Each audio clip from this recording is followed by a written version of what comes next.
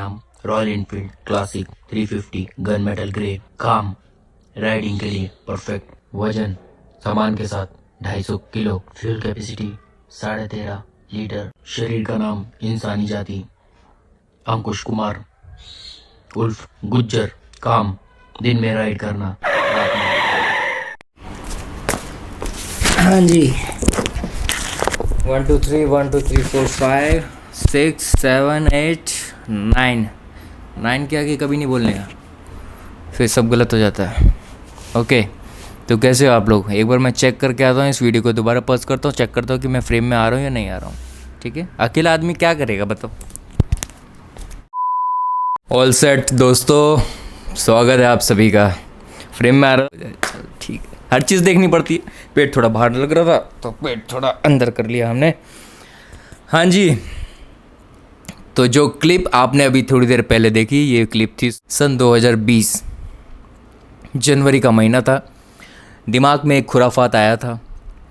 Bullet नई नई खरीदी थी, बुलेट को लिए कुछ 3 महीने हो चले थे।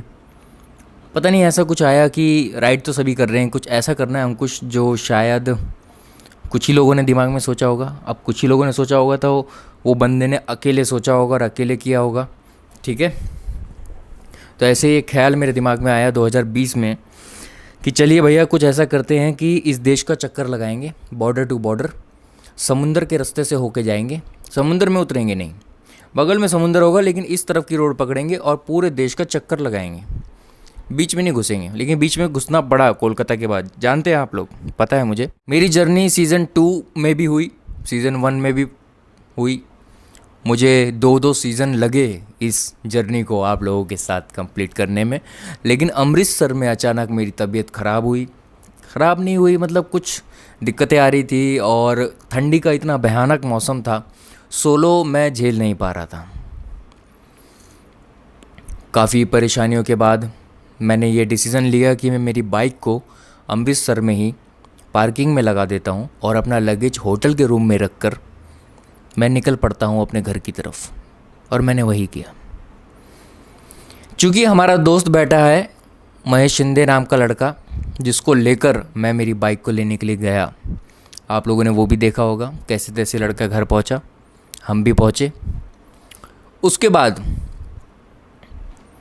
बात तो वहीं रह गई, इस देश का चक्कर तो पूरा हुआ नहीं। होता है ना भाई, इंडिया में रह रहे हो, अरे लद्दाख किया क्या? कहीं भी चले जाओ, इंडिया में रह रहे हो, लद्दाख किया? तो मेरा पहला लद्दाख सीरीज़, मेरी ज़िंदगी की पहली लद्दाख सीरीज़ आप लोगों के साथ और मेरे साथ। देखिए अब क्या क्या होगा, क्योंकि फ़र्स्ट टाइम जा रहा हूँ तो दिल में और दिमाग में बहुत सारे ख्वाब हैं और कुछ डरावनी तस्वीरें भी हैं जो लोगों ने मुझे बताई, बयां करी। मेरे इस बगल आप लोग देख सकते हैं एक चीज़ रखी हुई है। ये चीज़ ऑक्सीजन सिलेंडर। इमरजेंसी में हो, आपको अस्थमा वगैरह हो, आपको हाई एल्टीट्यूड पे हो, या फिर आप बहुत ज़्यादा थके हुए हो और आपको दिक्कत हो रही हो सांस लेने में, सोचने से डर लग रहा है यार इसकी क्या ज़रूरत है, मतलब ऐसी जगह जाना ही नहीं है। ऐसा सोचता है ना आदमी, फर्स्ट टाइम तो सोचता है, देखो उसके बाद तो अच्छा 10 लोगों का ग्रुप है, बंदा रिलैक्स रहता है, मतलब कुछ भी ना हो 9 लोग तो मेरे को उठा के नीचे पहुंचा ही देंगे। यहाँ बात हो रही है कि बंदा अकेला है, गोप्रो की सारी चीज़ें, ड्रोन, कान में लगाने वाले पुट्टी। अब ये कान की पुट्टी क्या काम करेगी आप बताइए? ये सारी चीज़ मैं आप लोगों को बताऊंगा राइड पर निकलने से पहले कि मैंने तैयारी में क्या क्या किया है। इसलिए मेरे कुछ दिनों से आप लोग व्लॉग्स देख रहे होंगे कि मेरे व्लॉग्स आ रहे हैं लद्दाख की तैयारी, एपिसोड 1 2 3। लद्दाख जाके तो आ जाते हैं भैया, लद्दाख जाना है, गए आ गए, ठीक है, ख़त्म। अब लोगों का सबसे पहले कमेंट और सबसे पहला सवाल ये होता है, भाई साहब आप लद्दाख गए, ठीक है, बहुत अच्छी बात है, क्या क्या चीज़ें ले गए वहाँ, क्या क्या चीज़ें लगी, किस चीज़ की ज़रूरत पड़ी, सबसे इम्पॉर्टेंट। तो वो चीज़ें मैं आप लोगों को बता रहा हूँ। मैं पिछले कई दिनों से तैयारी में लग रहा हूँ। शाम को मैं जिम जा रहा हूँ भागने के लिए, ताकि वहाँ पे मेरी सांस फूले, तो मेरी बॉडी पहले से हैबिचुअल हो। और बहुत सारी चीज़ें मैं कर रहा हूँ। हमने 1700 रुपये की दवाइयाँ खरीदी हैं, आपको अंदाज़ा भी नहीं होगा भाई, पिछले व्लॉग्स में जाके देख लो। 1700 रुपये की दवाइयाँ ली हैं, चूल्हा तक खरीदा है, सिलेंडर तक खरीदे हैं जो चूल्हा जलाएंगे। बर्तन तक लेके जा रहे हैं भाई, मैगी, ओट, मसाले, चाट मसाला, पता नहीं क्या क्या लेके जा रहे हैं हम लोग, नाइफ और पेन, वो भगोना। सोचो क्या जर्नी होने वाली है। और उसके बाद रेनिंग सीज़न, मॉनसून का सीज़न है, और हम लोग टेंट भी लेके जा रहे हैं। अब देखिए भैया, कुछ भी हो सकता है तो लद्दाख, ठीक है। एक बात इसमें है कि लद्दाख पहले जैसा रहा नहीं, 85% रोड्स बन चुकी हैं, लेकिन फिर भी जो बंदा नया नया है उसके लिए तो भाई हार्ड ही होता है। सोचता है वो कि भाई ठीक है, कुछ लोग बोलते हैं, कुछ दवाइयों के नाम मैं आपको बताऊंगा जब मैं निकलने से पहले, हर चीज़ बताने वाला हूँ। सीज़न 1 आपने देखा, स्टार्टिंग देख लिया आपने, ऐसे हुई थी, थोड़ा बहुत मजाक, चुटकुले और थोड़ा सीरियसपन और थोड़ा डर, इन सारी चीज़ों को मिलकर बना था सीज़न 1। सीज़न 2 देखा है आपने?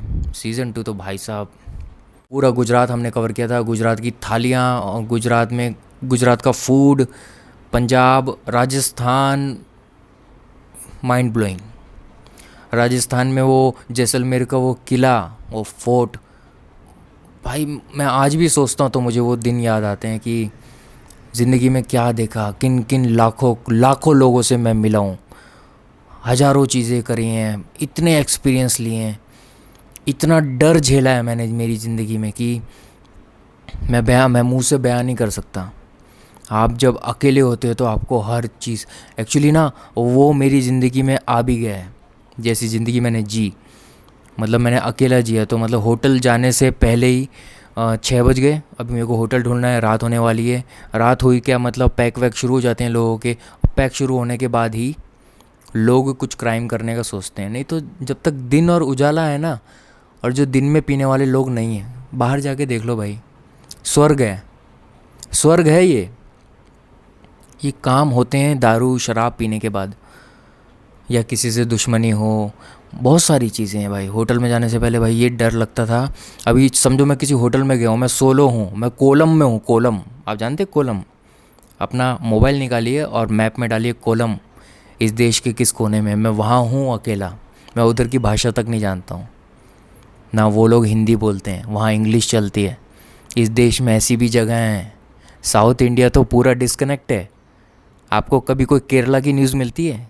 इक्का दुक्का मिल गई, कभी कोई तमिलनाडु की, कोलम की, या किसी कहीं रामेश्वरम वगैरह मंदिर वगैरह की तो मिल गई तो ठीक है भाई, लेकिन वैसे कोई लोकल न्यूज़ मिलती है? नहीं। वो लोगों को हिंदी मालूम ही नहीं है, या तो इंग्लिश बोलो या हमारी लोकल लैंग्वेज बोलो, कट ऑफ है एक ऐसे शहर में। उसके बाद आप एक होटल रूम में जाते हो, रुकते हो, भाई इनके पास सेकंड की तो होगी ना। क्या क्या ख्वाब आते हैं मैं आपको बताता हूँ, अकेले आदमी के लिए कितने डर की बात होती है। भाई इनके पास एक सेकंड की तो होगी। अंकुश तूने रात में चलो कुछ हल्का फुल्का कर आके सो गया है तू, सेकंड की तो होगी इनके पास, किसको क्या पता चल रहा है। अच्छा चल, होटल वालों ने किसी ने सेटिंग कर दी, ये लड़का है, ऐसा ऐसा है, इसके पास ये सामान है, पता नहीं कहाँ से आया, महाराष्ट्र की गाड़ी है,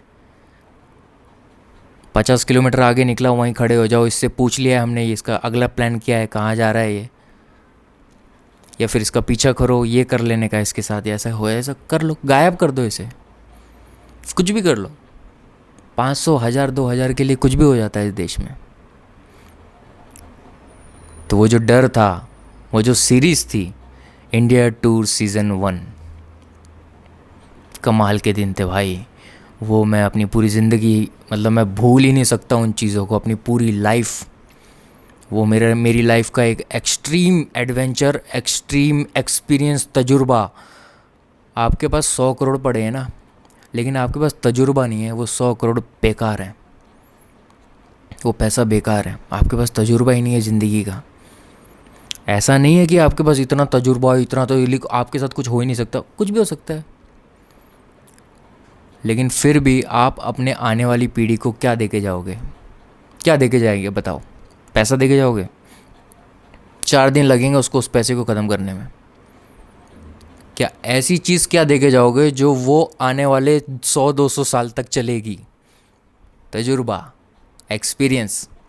आपने अपनी लाइफ में जो एक्सपीरियंस किया, आपने जो जिया, आपने जो लोगों को, दुनिया को देखा, हर चीज़ का ज्ञान लिया हो, किसको बताओगे? आने वाली पीढ़ी को बताओगे। वो किसको बताएगी? वो उसके आने वाली पीढ़ी को। तो सबसे बड़ा ज्ञान, सबसे बड़ा इंसान का सबसे बड़ा धन, पहला होता है सेहत, शरीर, और दूसरा होता है उसके दिमाग में बैठा ज्ञान जो उसने अपनी ज़िंदगी को जीकर कलेक्ट किया है।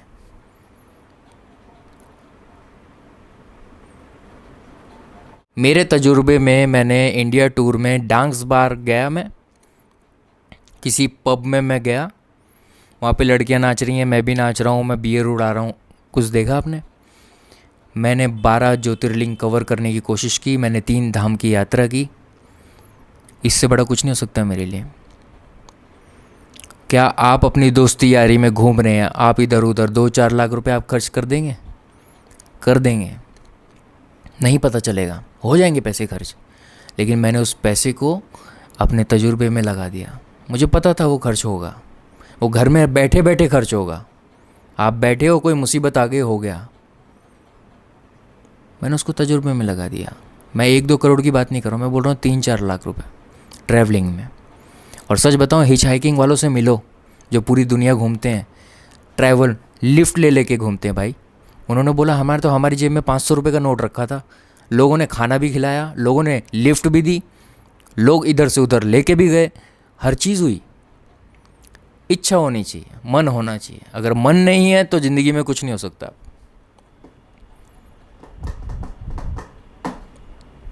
फिर आया सीज़न 2, और सीज़न 2 की शुरुआत कुछ ऐसे हुई। जनवरी 2020, मेरे दिमाग में एक ख्याल आया कि क्या मैं अंकुश कुमार क्लासिक 350 से इस देश का चक्कर लगा सकता हूँ? तो जवाब आया हाँ। लेकिन चाइना की गई कुछ उंगलियों ने मेरे उस सफ़र को कोलकाता से ही डाइवर्ट होना पड़ा। लेकिन अब मैं, यानी कि अंकुश कुमार, इस चैनल का होस्ट और आप लोगों का दोस्त, सीज़न 2 लेकर आ रहा हूँ।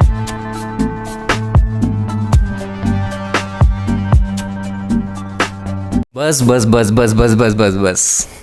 अगर आपको पूरी सीरीज़ देखनी है तो आप लोग प्लेलिस्ट में जाइए और सीज़न 1 और सीज़न 2 दोनों आप देख सकते हैं। मैप बन के तैयार है, हर चीज़ एक्सप्लेन होगी, कैसे मेरा सफ़र कैसा रहा, क्या होगा क्या नहीं, भगवान जाने। बेस्ट विशेस देना, अच्छे से मैं करके घर आ जाऊं और बहुत अच्छी मेमोरीज़ कलेक्ट करके आऊँ। जो पीछे की दीवार आप लोगों को दिख रही है, उस दीवार पे मैं अपनी ज़िंदगी भर के लिए एक मेमोरी लगाऊं। और उसके बाद हमारा रह जाएगा इंडिया टूर, इंडिया का चक्कर लगाने का लास्ट, यानी कि 4th सीज़न होगा हमारा नॉर्थ ईस्ट। वो तो वक्त बताएगा और समय बताएगा, क्योंकि समय बलवान है और उम्मीद पे दुनिया कायम है। चलिए आइए मेरे सफ़र में, जुड़े रहिए, सब्सक्राइब कीजिए, बहुत सारा प्यार दीजिए और लाइक कीजिए। थैंक यू सो मच आप लोगों का मेरे साथ जुड़े रहने के लिए। Love you all, Radhe Radhe, जय श्री कृष्ण, राम राम भाइयों को।